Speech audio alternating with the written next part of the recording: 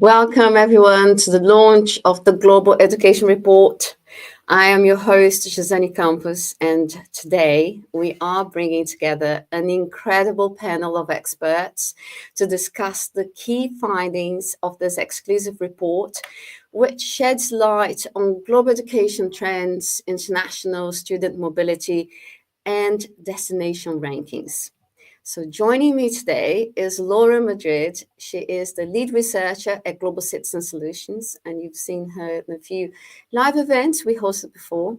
We also have María-Eugenia Marín, Vice Provost at IU University. Also, Nathalie Willys-Davis, Director and Founder at Thendoria. And Nanette Ripmeister, Director of Europe and North America for the International Student Barometer.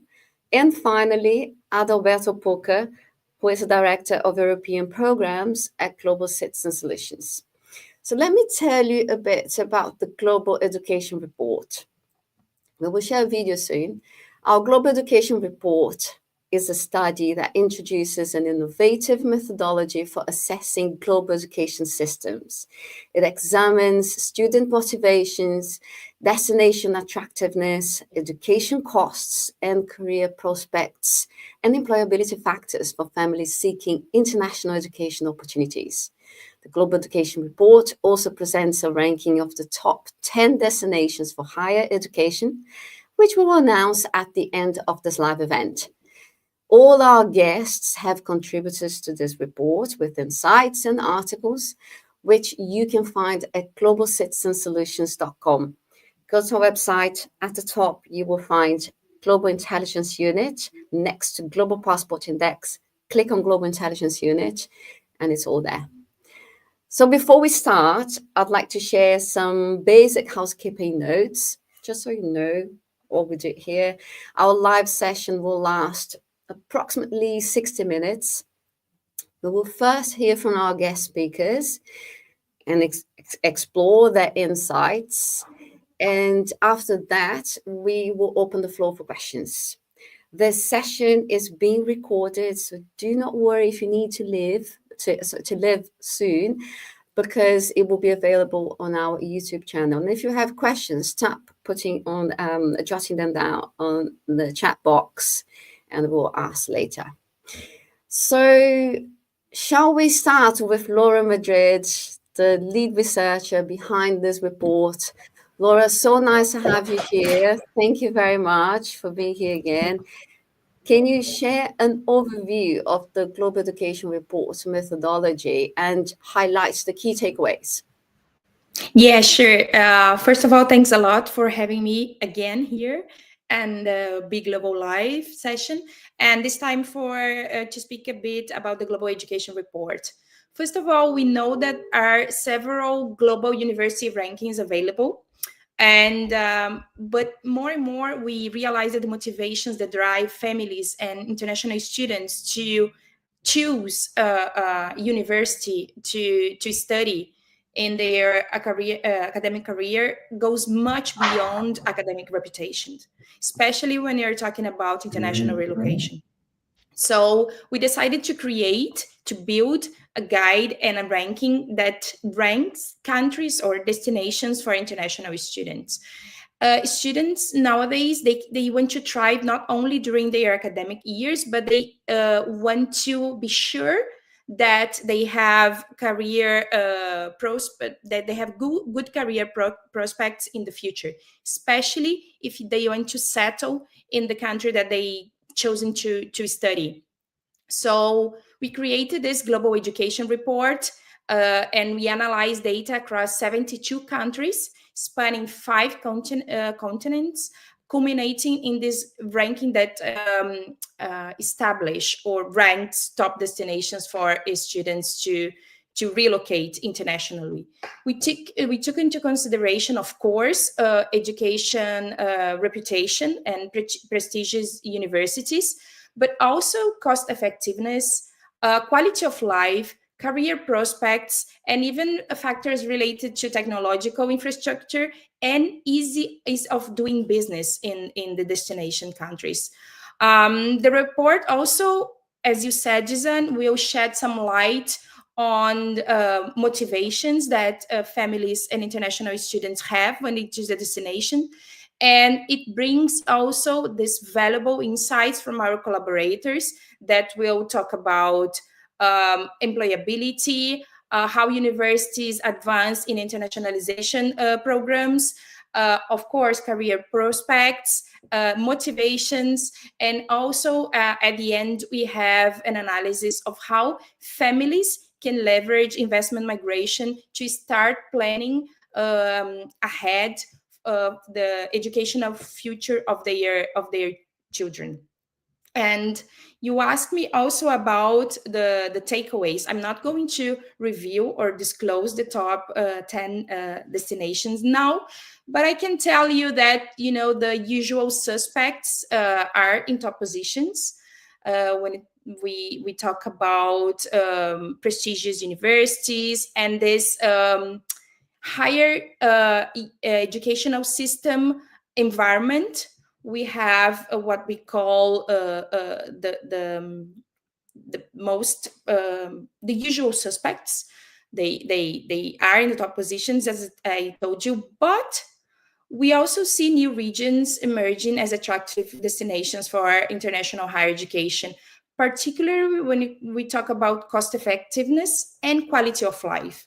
We are going to explore and delve deeper into these indicators during the live, but I can tell you that we have some surprises in the top 10 position.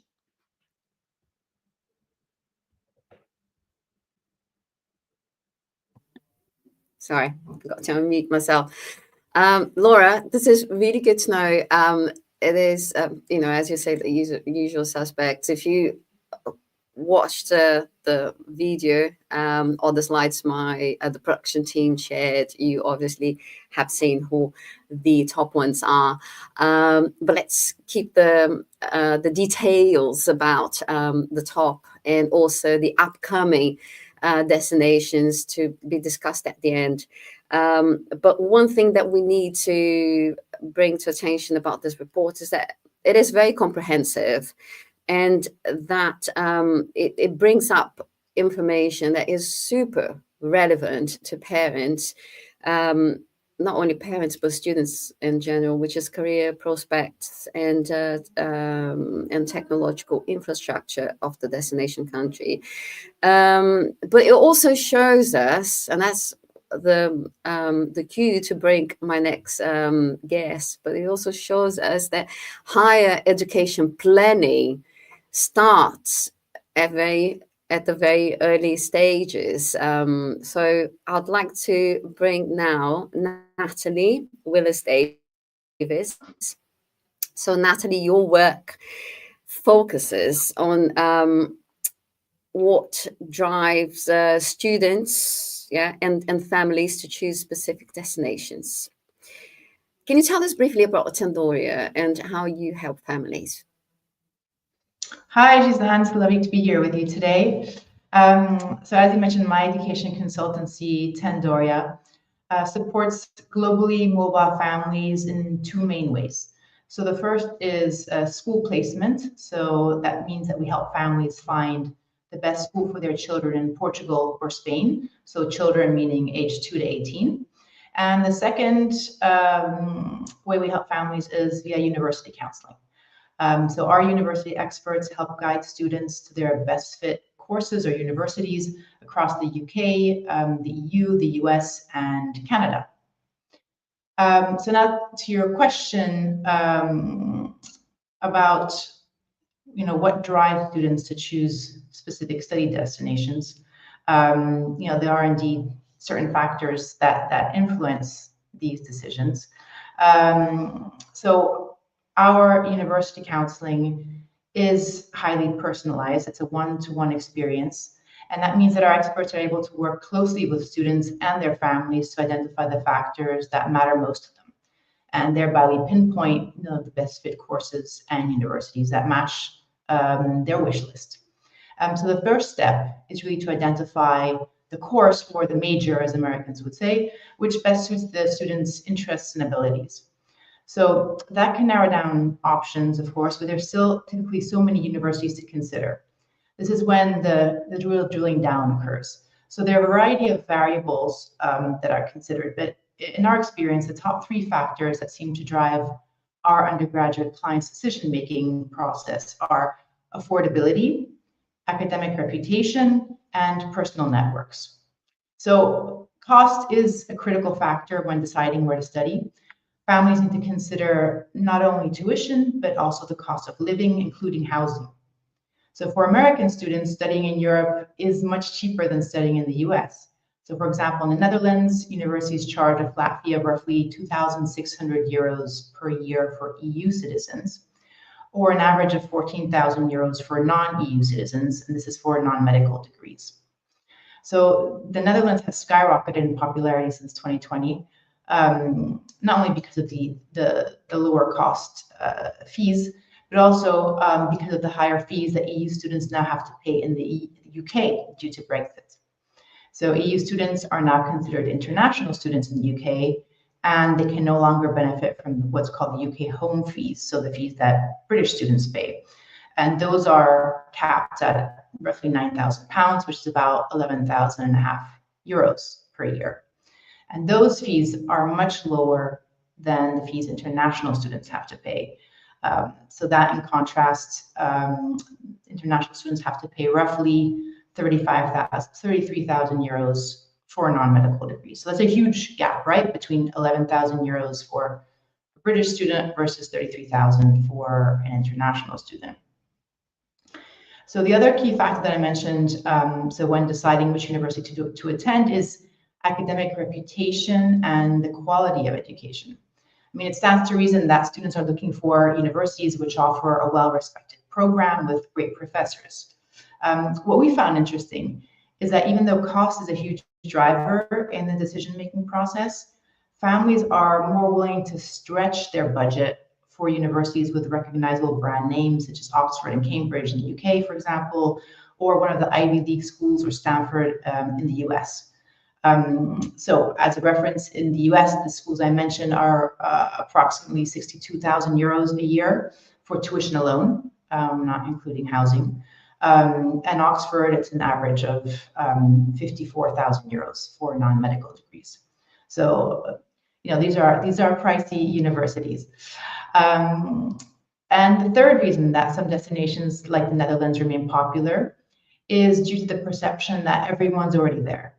So, you know, indeed, students often choose countries where they already have family, friends, acquaintances, because this gives them a sense of familiarity and a support system. But also, you know, when your friends have a great experience at a certain university, it's natural that your interest is piqued, right? So these recommendations are very powerful.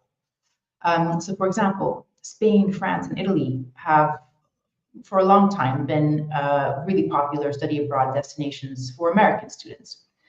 But these Mediterranean countries are now also attracting more and more European students. So the positive reviews from their friends are going a long way to increase that interest. But so does what's called the lure of the South, which is trending these days. So what I mean by that is, you know, in the South, it's warm, it's inviting, it's sunny, life seems easier. The housing situation isn't as dire as in the Netherlands, and you know, the languages seem more appealing than Danish or Dutch, frankly. So those are my, you know, are the top 3 factors we've seen.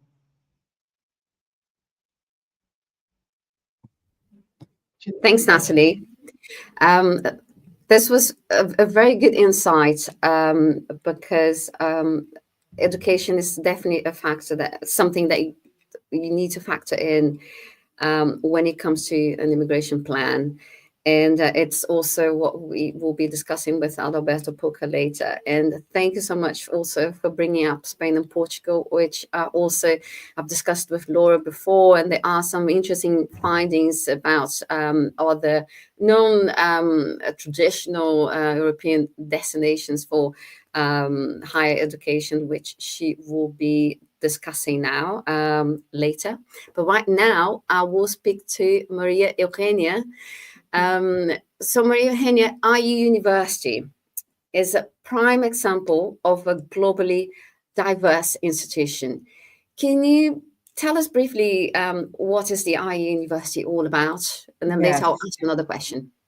Yes, absolutely. I was reflecting on that exactly right now. I mean, IE University is, I will classify it as an out-of-the-box university. We are a global university that started out as a business school, catering very much to the Spanish business community, but in the last 20 years has become a full-fledged university with six schools, with undergraduates and master's programs. And we have, I think what makes it unique is, first, all our programs are in English. All our programs are run in English. We have 165 nationalities on our campus, and I'll elaborate a little bit about that because that's purposeful. I mean, there's a strategy behind that. We're big believers on cultural diversity and the importance that is for the learning experience. We have half of our faculties from overseas. I'd say more than half our staff is from outside of Spain or has multiple nationalities. So instead of in terms of student services, we're very something that I think is very appealing to students, especially U.S. students coming from abroad, that the service level is very much in line with what they're used to in their home countries, and we think that's important.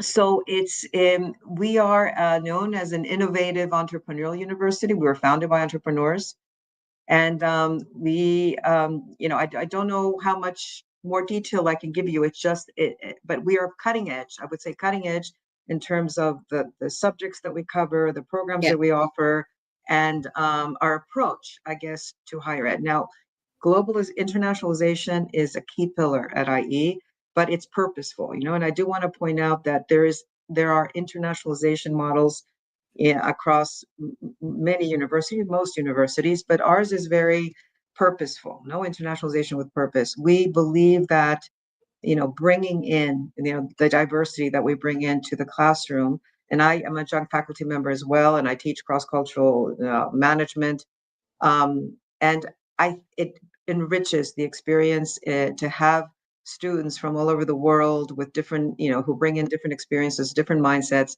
different cultural backgrounds. It just really enhances the learning experience, and I think mirrors what the real world is like. I think these are students who live in a globalized world, and they, will have to engage in a globalized world. So I think if they can experience that already in the classroom, I think it's a big asset. No, so I don't want to go into too much more about IE, but I do think that based on the previous comments, and I do believe that obviously you were talking about selection criteria, reputation, maybe looking at rankings, but I would recommend, I'm sure we have family members and potential candidates maybe thinking about studying abroad, to really find an institution that aligns with who you are, because there's so many I don't think academic reputation, should be everything. No, and I think your study probably reveals that it's not, and you're taking consideration other factors. But I think that it needs to I think it needs to align with your values. There are universities that are quite international, but are not. You might find a classroom where you have large numbers of students from abroad, but they're all from the same place. No, I mean, if you value diversity here at IE, we don't cap by nationality, but we do try to create a balance so that we don't have one nationality dominating over others, and to create that kind of rich diversity where that's inclusive and where everybody can participate. I think that's important. So I would really look at that very closely when you're looking at options, to study abroad. And Sure. And other things, I would say, an institution that aligns with your vision, how you see. I think we're all in the business of training global citizens, global citizens that will go out into the world and have impact and make a difference. Yeah. And if that's your profile and that's what you're looking for, I would I would choose carefully to make sure that you're going to be in a learning environment that's going to enhance or foster, the tools and skills that you need to become a change maker. No, well, I'll leave it at that. And Oh. No, that's great because what you said, given what you said, which was a great insight, you said that you should choose an institution that aligns with your values. And but I guess this could also be a challenge in universities that have a truly globalized education strategy. So how do you make a globalized educational program more adaptable to the needs of individuals? Yes.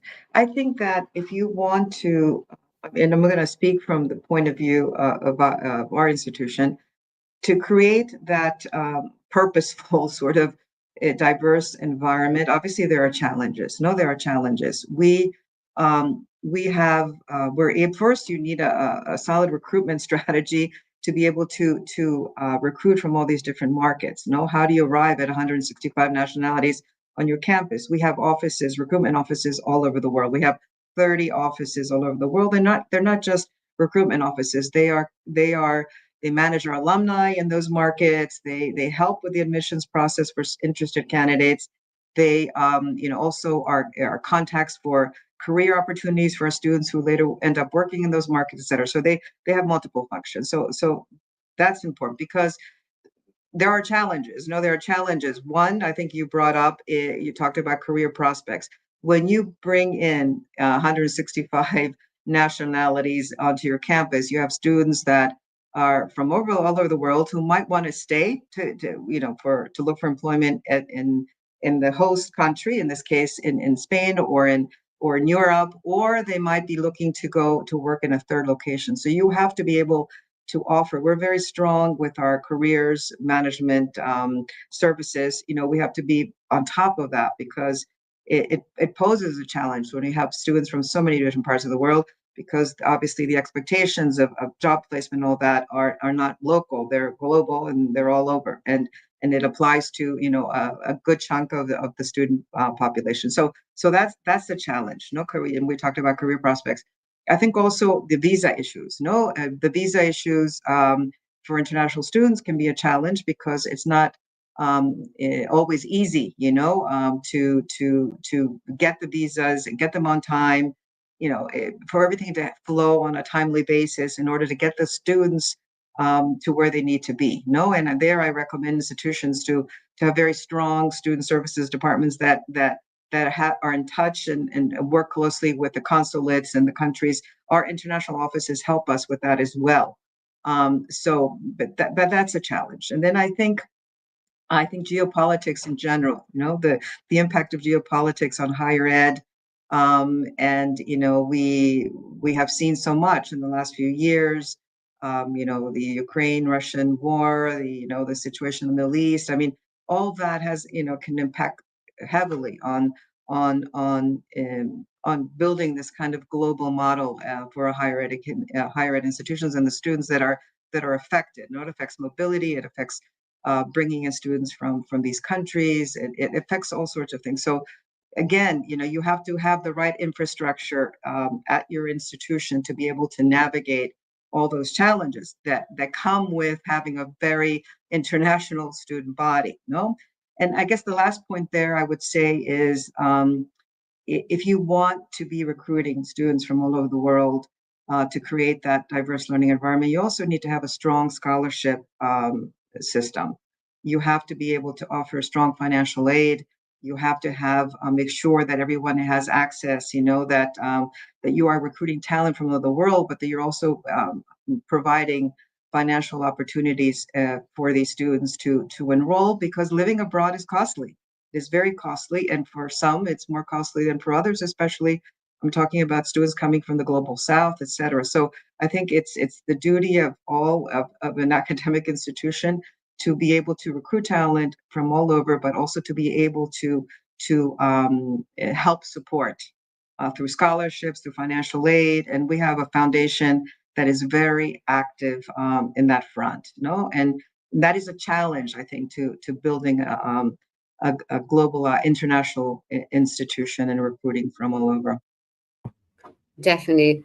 María-Eugenia, thank you very much. This was a very good point, and I'm glad that the IU University is working on all those relevant details for students from all over the world. And I wanted to ask you about.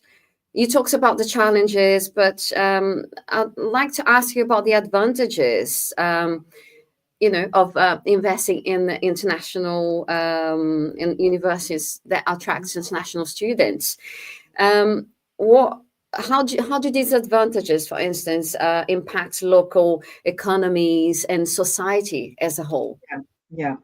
Well, I'm going to go back to my point about, I think that, internationalization has to be purposeful. I think it needs to go beyond strategies of rankings and reputation and accreditations and revenues. I think it has to be, as higher education institutions, we have to be committed to having impact, being relevant and having impact. So one, I think, these have to be intentional. If that is the case, what we are doing, and this is what I think we do at IE and we see as part of our mission, is I think that right now we are confronted with so many challenges at the global level, socioeconomic, political, etc. And we are training the next generation of global leaders. And from that mindset, what does a diverse, a very international global environment bring? It brings and mirrors the real world, where these students will be operating. It broadens their perspective on society and the world. I mean, it gives you this more holistic view on what's happening, which I think are essential, in order to become, as I mentioned before, the change makers that we need in the future. Now, I think also I teach, I can be in a classroom with 50 students and they can be from 30 nationalities, and the diversity of thinking and of sharing of the experiences creates such a well, it's an incredible learning environment, that I think it's just a must. I think we need to foster these sorts of learning environments more than we do in general, because that's how we really are going to be opening minds, of the next generations, and that will be able to impact positively on the world and society. I think we can't operate in silos, and we can't be limited, in our scope. So I think, beyond the academic benefits that we discussed already, because obviously internationalization, not only for the students, but in terms of research and other things, the cross-border exchange of knowledge and all that is so important. But I think it is the kind of that mindset, creating that global mindset, and that can be brought on by a global educational environment, I think is very relevant and very important as we move forward, with some of these major problems. Yeah. María-Eugenia, you have provided me with amazing quotes right now, and I will borrow another one from you. So you said we are training the next generation of global leaders. So with that, I am going to move on to our next guest, to talk about a career impact. So Nanette, thank you for being here. Your research highlights future career impact as a major factor in study abroad decisions. Can you share with us a quick intro about the International Student Barometer? I can, of course. So my name is Nanette Ripmeester, and I'm the director of surveys for Europe and North America for ETIO, and we run the International Student Barometer. It's the largest student satisfaction survey in the world, and we benchmark institutions against one another. So we have a wide variety of institutions, from prestigious institutions such as Oxford to community colleges in Canada, from public institutions, research universities in Italy, to institutions in the US and the Netherlands. I'm being based in the Netherlands, so I know all about the housing situation here. And we compare all these institutions to one another in the ISB, which is our flagship survey, the International Student Barometer. And you asked me about study choice and the importance of careers.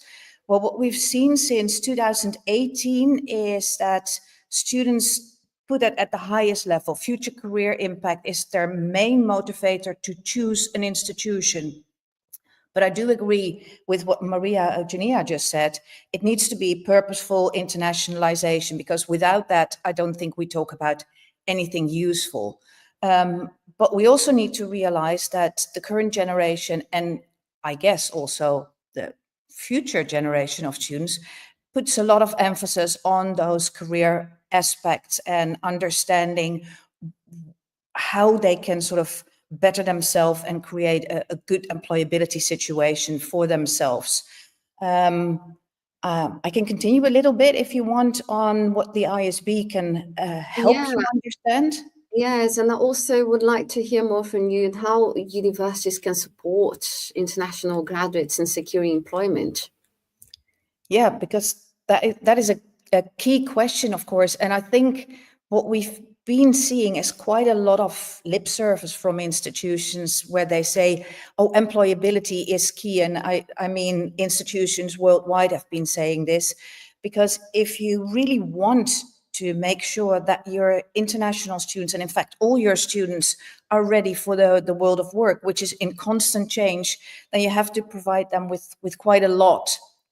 And what we have been seeing, I do some other work next to the ISB, and we pay a lot of attention always on employability and making the link between higher education and the world of work. And I would say if you just come up with a CV workshop at the end of a program, it's too little and too late. And I would be the last one to say stop doing those workshops, because we do deliver those workshops ourselves. So yes, do provide a CV workshop at the end of a course, but do way more. I would say really build in, and that's where the purposeful internationalization comes in, build in that skills building into your curricula.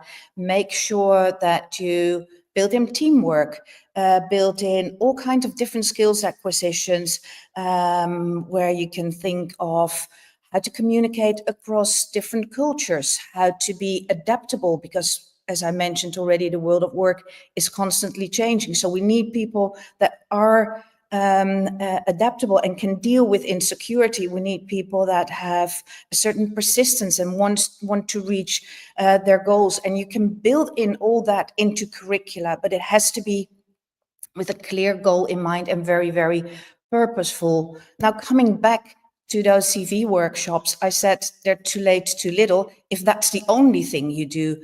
But I do think they make sense, because if you have 30 different nationalities in a class, they learn from one another, which is great. But what they might not learn from one another is how to apply for jobs in different countries. And as the first speaker already mentioned, if you have those different markets and they need different things. If you think there might be a lot of people listening from the US, in the US, you talk about a resume. In Europe, we talk about a CV. In the US, you would never put a picture on your resume. My home country, the Netherlands, oh yes, please put a picture on your CV. And within Europe, there's also all kinds of differences. So helping people understand those differences is a really, really important one. And that is definitely something you can do to a CV workshop. But I think I'm not saying that all university career guidance centers should now have career counselors that know everything about all the different job markets. There's definitely tools out there that you can bring in. We're involved in an app called careerprofessor.works that trains employability skills and trains people to understand how job hunting in various countries does work. So there's definitely tools out there that institutions can bring in to sort of provide their students with this basic understanding that will set them up for career success in other countries. Sure. Thanks, Annette. That's a really good insight, especially the difference between resumes and CVs. We've definitely seen that from, work in different countries. You gave me the perspective from universities, what they could do to better support international students. Now, from the perspective of the students, how do you think they can take, what practical steps they can take to translate their study abroad experience into employability advantage? Oh, I love that question. In fact, last week, I was at a conference in Brussels about Erasmus Careers and Erasmus Plus project. And one of the outcomes of that particular project was that employers, if you put your study abroad experience on your CV or your resume, whatever you like to call it, it's not gonna give you any advantage whatsoever. Now, that is a bit of a non-reassuring finding, certainly for a group like this.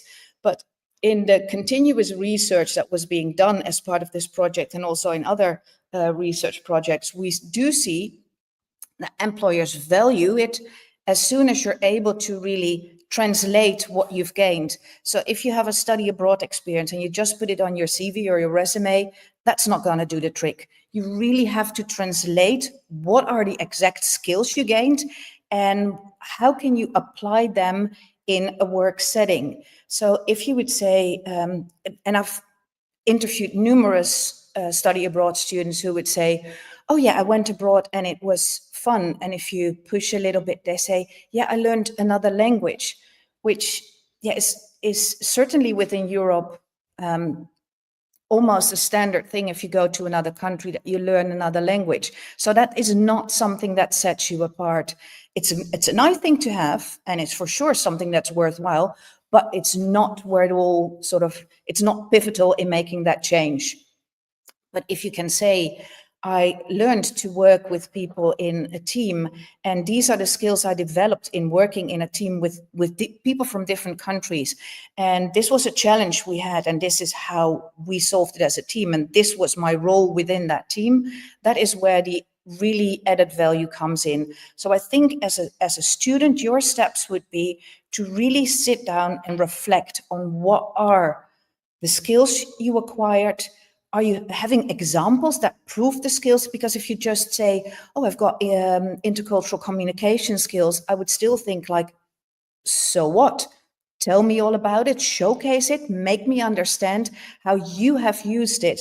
And this is something that comes into what Maria also said. You have to be really authentic. So first of all, find an institution that aligns with your needs. And then when you start job hunting, be authentic, be yourself, and look for a job that aligns with you as a person, because I think that's where your employability advantage comes in. Nanette Ripmeister from the International Student Barometer. This was really inspiring and a great chat. Thank you very much. And I'm sure students that are watching us have gained from your insights. We will open the floor for Q&A soon, but before that, I want to go back because I feel like we are covering a spectrum of a person's life from university all the way to your career. So I'm going to go there to the early ages so that we can cover everything nearly from birth. So I'm going to go back to Nathalie and ask her, why is it important for families to consider your children's academic future from an early age, especially when you factor in international relocation? Yeah, that's a great question, Gizane. All of the families I work with are globally mobile, some more than others. I'm currently working, for example, with an Italian family with 2 children aged 14 and 16. They typically move every 3 years due to their parents' job. They lived in Europe and Asia and Latin America, and they're now returning to Europe. So given their lifestyle, the parents have chosen to educate their children at international schools to ensure the continuity of education from country to country. They're EU citizens, so they don't have to worry about university fees in Europe. But my American families, for example, do. So in the past few years, I've seen a big rise in the number of families who decide to move to Portugal or Spain because they want their children to attend university in Europe, which is much less expensive than in the US. So the goal there is to obtain EU citizenship before their children are off to university so that they can benefit from the very low EU student fees. So in fact, I recently had a family specify that they were only applying to EU schools and not the UK for this very reason. So Portugal has a 5-year path to residency, which is very attractive to many families, and for good reason, right? I mentioned how expensive international school fees are compared to EU student fees. But I'd like your viewers to keep in mind that once you have the passport, your child is eligible to access low fees across the whole EU. So what I mean is that just because the family obtains residency in Spain and Spanish citizenship, for example, it doesn't mean that the child has to attend university there, even though there are great universities there like IE. So I really advise families to think ahead and explore life, so what it's like to live in different countries, and explore universities in different countries in the EU, so that they have time to really obtain their residency and citizenship before their child finishes school, so around age 18. So that's it. So yeah, it is key to think ahead if you can. So families with young children, it's definitely worth exploring life here in the EU. Back to you, Gizane. Sure. Thanks, Nathalie. Yes, good. We will explore a bit more on those insights with Adalberto Puca later. But I think now it's time. Laura, are you ready? I'd love you to share with us the key findings of the latest Global Education Report and announce the 10 top destinations. Yeah, sure. And but first of all, I want to say that this was a very insightful live session so far, and it gives me the assurance that this Global Education Report that we are publishing today is a very reliable and robust tool for families and international students to find a place to relocate when they think about higher education. And to find this, not only the university, because I agree with María-Eugenia and Nanette, that it's very important to find an institution that align with your values and with what you plan when you're thinking about, lifestyle and the life you want to have, but also about the destination, because much of the life of international students and much of the life of everybody will happen not only in the university environment, but in the country that person will choose to relocate. So I think this is a very good tool to kick off the research about destination people will want to explore when they're thinking about higher education.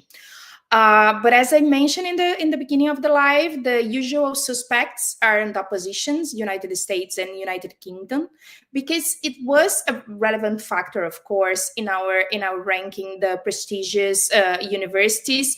And both countries not only have the very prestigious universities, of course, but the number of Riley ranked institutions among the top 1,000 globally are very significant in both countries. On the other hand, it's also true that the US does not perform that well when we talk about quality of life and cost effectiveness. And the UK, the background of the students that go to the UK nowadays has changed because of Brexit. I think Nathalie mentioned that. And you have more students, Asian students applying for universities in the UK. So the profile of the students has changed a bit after Brexit occurred. It's also true that traditional English-speaking destinations, they score high. Again, US, the UK, Australia, and Canada. And Australia and Canada will provide maybe a more flexible policies of immigration when people want to stay in the country before after they finish their academic lives. And they also score high in our index, in our ranking of top destinations. Europe as a region dominates the top 10 because 5 out of 10 top countries for higher education are in Europe. And again, as Nathalie mentioned, the Netherlands is one that is showing up lately. France, Germany, and Switzerland are countries that are in the top 10 positions. But we do see like a southern appeal for international students, and Italy, Spain, and Portugal also rank really well because they kind of mix prestigious universities with this lifestyle that is more sometimes even more welcoming because of the weather, because of the life that you have when you're not in the academic environment. And people they say that they seem to feel welcome in those countries. We also see the Northern European countries score well: Sweden, Finland, Denmark, not only because they have prestigious universities, but they invest a lot in technology and innovation, and they have this social network that is available also for many international students, especially when we are talking about European students.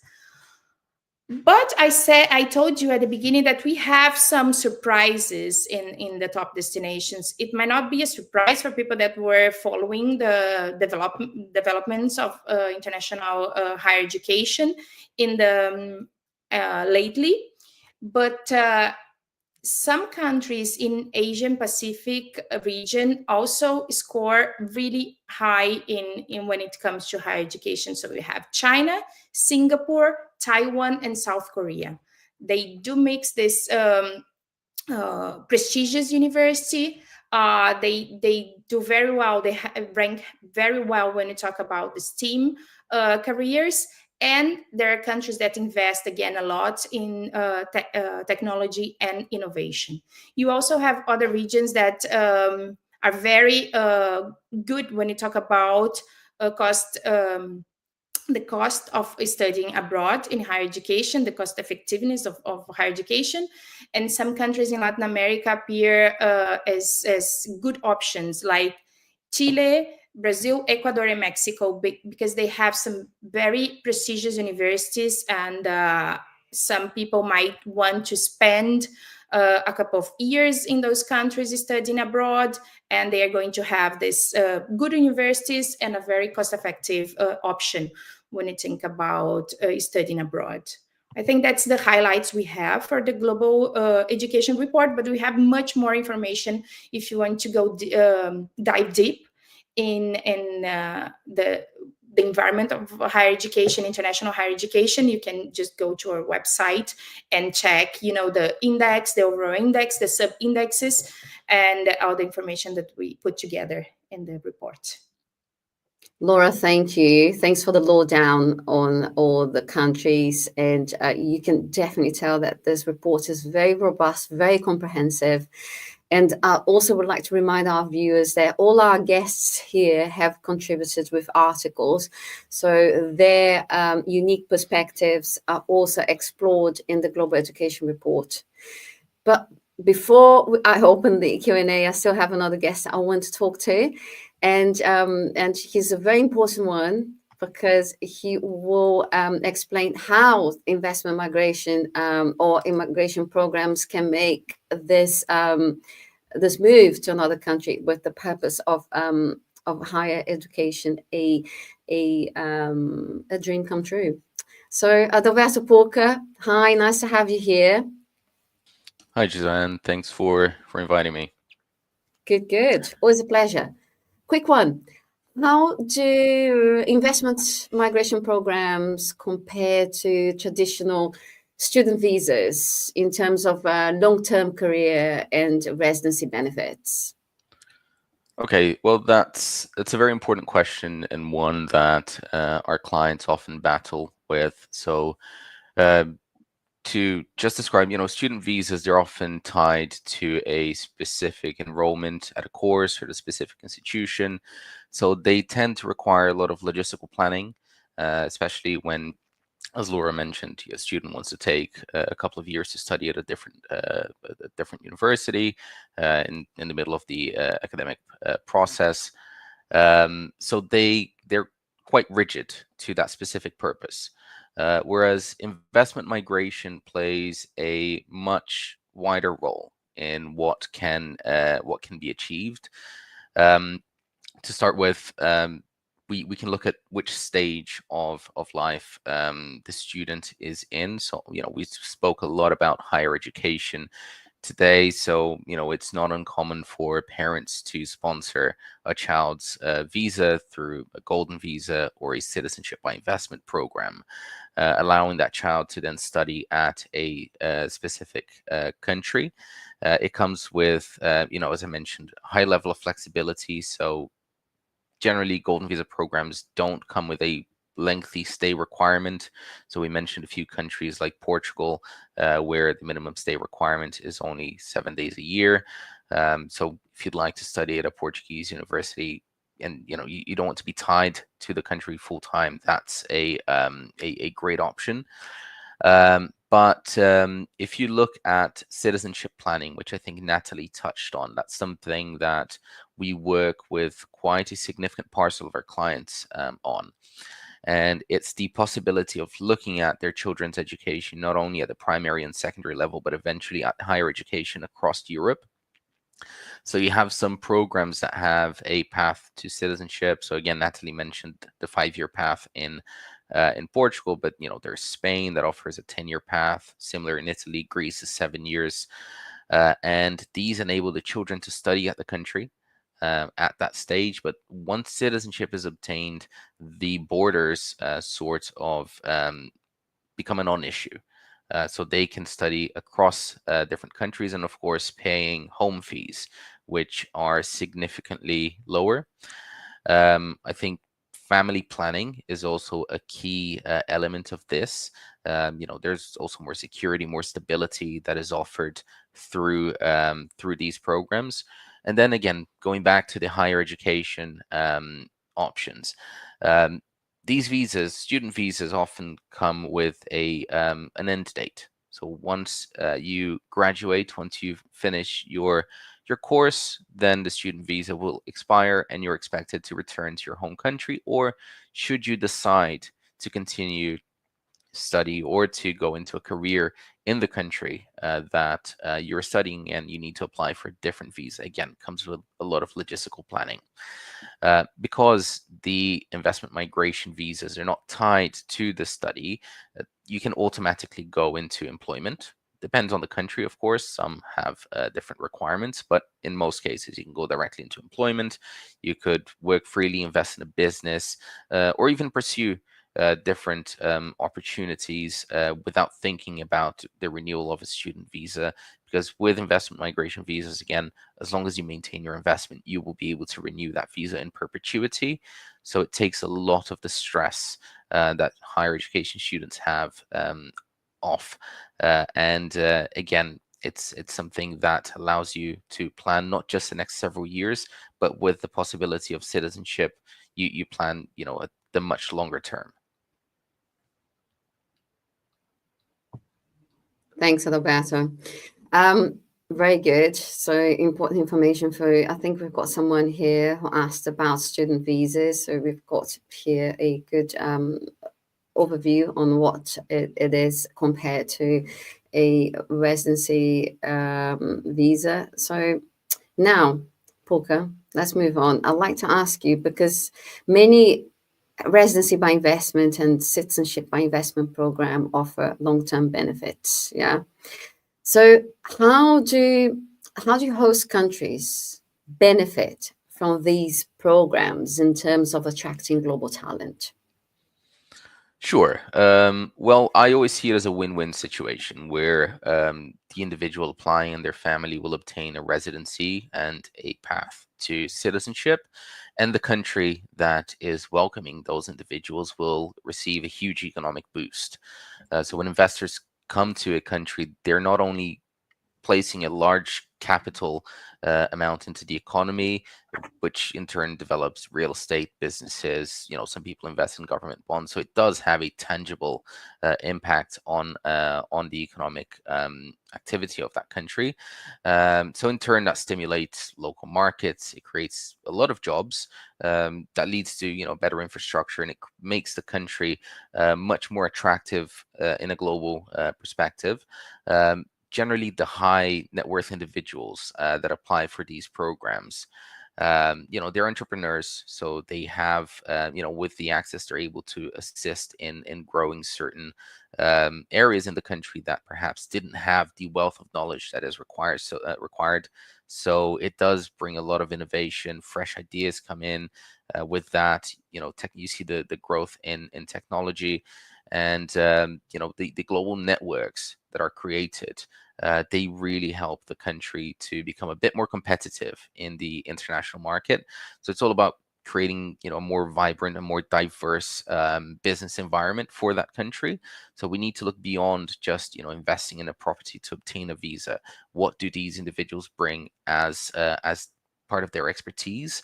And these are, often highly skilled professionals. They fill gaps in the local workforce that perhaps are lacking in that country. So some countries do face demographic challenges, skill shortages. So these countries will then attract individuals that can work and increase, the pool of talent. So it is a real game changer. And I can speak from experience. We've seen clients of ours that have moved not only within Europe, but to North America, the Caribbean, the Middle East, and they do engage in the financial market, tech, healthcare, many other markets out there. So it really influences the country as a whole, and it builds a reputation for that country of an international environment. We see that with countries like the US, the UK. That feature highly on these lists, and it's not by mistake. These are countries that have an amazing reputation that have been built through many years, and it's not it's not by mistake that these countries are highly cosmopolitan, attracting talents from all over the world. So what these investment migration programs do is sort of expedite that process. So again, it's a win-win situation for both the investor and the host country. Thank you. It all comes together to the the end goal, which is career prospects for the students, as well as a positive impacts in the local economy. So thank you very much for all the insights that all of you shared with us today. I don't have much time to go through the questions, so I don't think we'll be able to answer all of them, but let's go. Let's try. I'll start with one here. This one is very specific. I don't know if any of you will be able to help, but I will read it anyway. I'm looking at an employment as an education support or into teaching assistant role where I could build my career in the education sector. Which location is best? Anyone here attempting to answer that one? Which location would be best for education sector? I can give it a shot. One thing I think you should consider, Daniel, you asked the question, is language. So if English is the language that you plan on teaching in, it will be easier to find a job in a majority English-speaking country, because otherwise, if you go to other countries, you'll obviously you have to target international schools or other entities, that teach in English. So obviously, going to the UK, there will be more education jobs in English, for example, than if you go to Portugal, just in general. Good point. That's a very good point. Thanks. Now moving on, which country is best for education, with law or with scholarship? Laura, perhaps, can answer that one based on the findings of the report. Yeah, sure. So he's asking which country is best for, well, we have now many countries that will offer scholarships, but when you think about tuition fees, as Nathalie mentioned, if you want to stay or go to Europe, you're gonna target countries in the south of Europe, like Spain, Italy, Portugal. But for instance, if you are looking for scholarships or opportunities as to some program to finance your studies, you should look for countries in Nordic countries, because they also offer many scholarships. They have also public universities where the tuition fee is low comparing to other countries.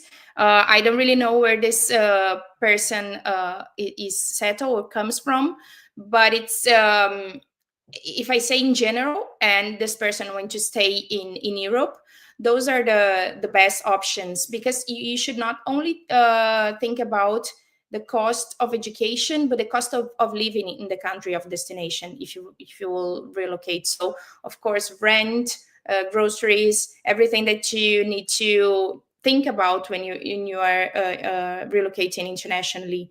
But if the person wants to try a new destination, or a destination that is even more cost effective, you have some countries in Latin America, as I mentioned. You have Mexico that has very good universities. Chile, there is a very stable country and offer good universities as well. I would say, of course, if you are thinking about the cost of living and tuition fees, the UK and the US are the countries that are more that have more expensive cost of living and tuition fees, but still they offer opportunities for a scholarship when it comes to tuition. So it depends on what the person wants and what are the possibilities, and if the person is open to explore worldwide destinations. Thanks, Laura. I think your answer was also useful for another question here, but someone that would like to know about scholarship programs, so it's great. Now I've got someone asking to acquire the NIP for Portugal. Is it NIF, perhaps, NIF?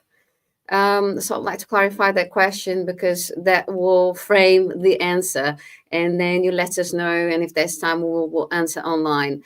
Right, and then I think I've got one from María-Eugenia here. Studies, please. Does study in Spain allows migrating with spouse on student visa? That, I not personally will not be able to answer the question. I assume that, we have students that come with family members to do some of our executive programs, and I'm sure there's a process for that, but I'm not a specialist on visa applications, so I really can't speak to that. But I would assume that if you're coming on a student visa and you're bringing in your family, that there is a pathway to get their visas as well, and eventually their NIES, which is this the students event get as well, foreign students, which is their foreign ID number, But it's something that we can obviously check into and respond more clearly. Maybe someone else on the panel knows more about the specifics of that might be able to respond. Well, I can perhaps help. Sure. These aren't, the visas that we specialize in, but often, some countries, I believe this may be the case for Spain as well, they do allow for family reunification. There are requirements to be met, so financial as well as familial links, but it's best to check on a country by country basis. I believe in Spain it's possible, again, with certain requirements. Thanks. Okay, so we've gone a bit beyond the mark of 60 minutes. So just, John, about the NIF, we shared with you here a contact us link. It is the fiscal number in Portugal for those who are watching us. We could help you with that. Just have a look, get in contact with us. And that's it. And I think I need to wrap up because it's getting quite late. So thank you very much, all of you, Laura, María-Eugenia, Nathalie, Nanette, and Alberto, for those valuable insights. And I'd like to encourage everyone to read the full Global Education Report, which is available now on our Global Intelligence Unit website. And thank you all for joining, and we look forward to seeing you at our next event.